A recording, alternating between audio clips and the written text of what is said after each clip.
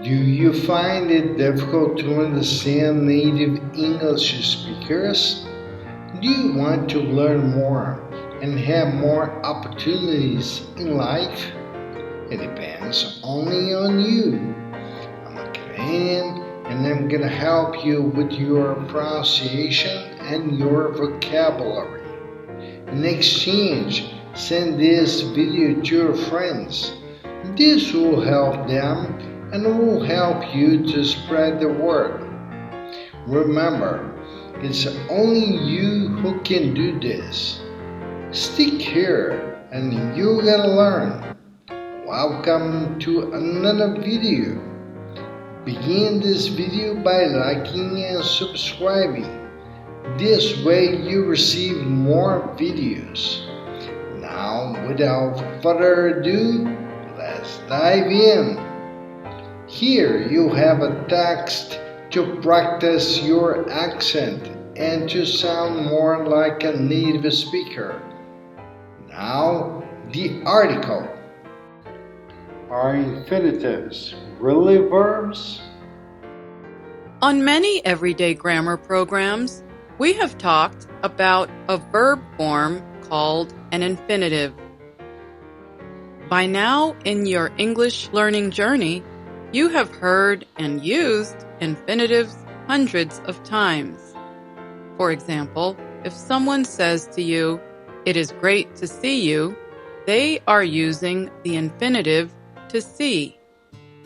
If you say, "I love to learn English," you are using the infinitive to learn. Infinitives usually begin with the word to and are followed by a verb in its base form.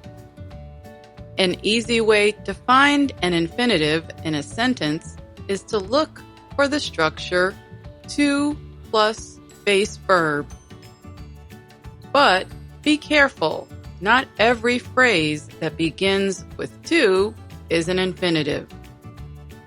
In fact, we use the word to in prepositional phrases, as in the sentence, "We went to the store."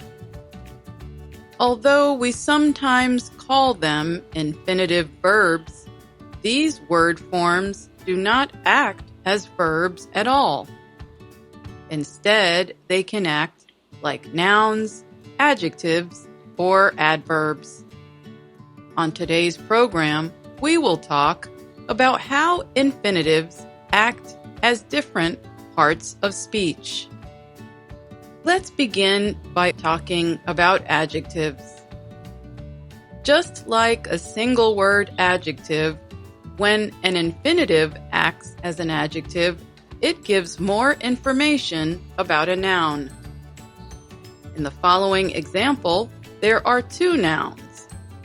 Listen for the infinitive and think about which noun it is describing. I sometimes buy magazines to read. Which noun do you think the infinitive to read describes? The answer is magazine. When infinitives act as adjectives, we call them adjectival infinitives. Adjectival infinitives can also be longer phrases than just to plus base verb. Listen to this example. The only way to get that screw out is with a power tool. In this case, the adjectival infinitive is to get that screw out, and it describes the noun way. Now, let's find out how an infinitive can act as an adverb. Infinitives are sometimes used to express purpose. When they carry the meaning of, for the purpose of, or for the reason of. In other words, they tell us why someone does something. Just like single word adverbs, adverbial infinitives always describe verbs.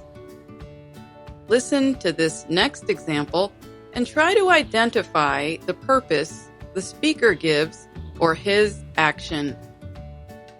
I watch learning English videos to improve my listening skills. Here, the infinitive is to improve, but it is part of a longer phrase that acts as the adverb. So, the full adverbial infinitive is to improve my listening skills. It tells us the reason the speaker watches learning English videos. Adverbial infinitives can also appear in other parts of a sentence, such as at the beginning. For instance, a speaker could say this: To improve my listening skills, I watch learning English videos. And finally, we move to infinitives as nouns. We call them nominal infinitives.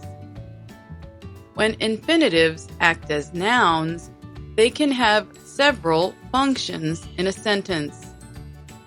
We will focus on them as direct objects and subjects.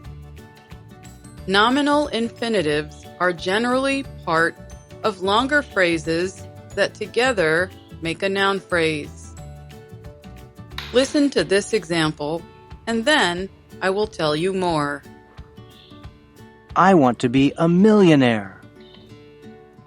In this case, the nominal infinitive is part of a noun phrase that acts as the direct object. That phrase is to be a millionaire. Nominal infinitives can also act as subjects. But this sentence structure is neither common in everyday speaking nor in formal speech or writing. Generally, you will find it in creative writing and literature. Listen to an example. To write music was his passion.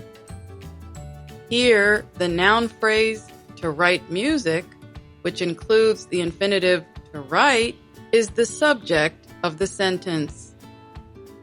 All right, we have covered a lot. Now, we just have one more thing to quickly touch on: bare infinitives. Bare infinitives do not have the word to in front of them.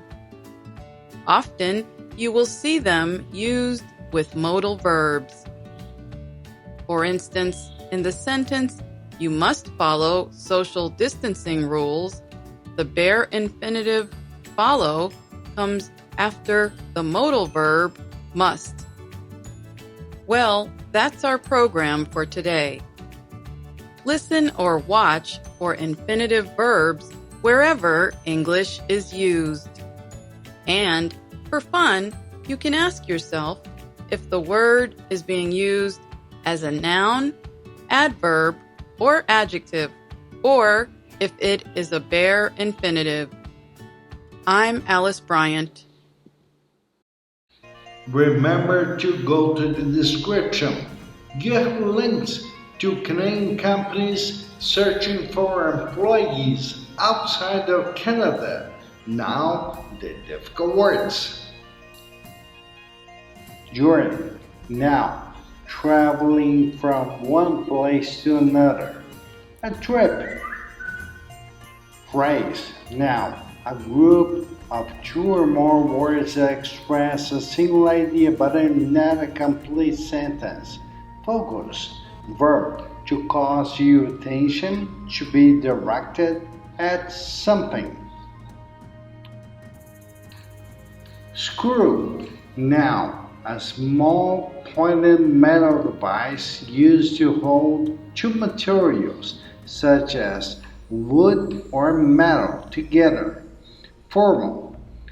Adjective. Used in a serious or official speech and writing. Literature. Now, written works such as plays, poems, and books. Motto. Adjective. A verb usually used with another verb to express an idea of a possibility, necessity, or permission. Remember, in the description you have a link to reach us. You have links for Canadian companies searching for employees outside of Canada. Leave your comments about this video, and this way I could know what you like and what I can do to better help you. I'll see you in the next one. Bye for now.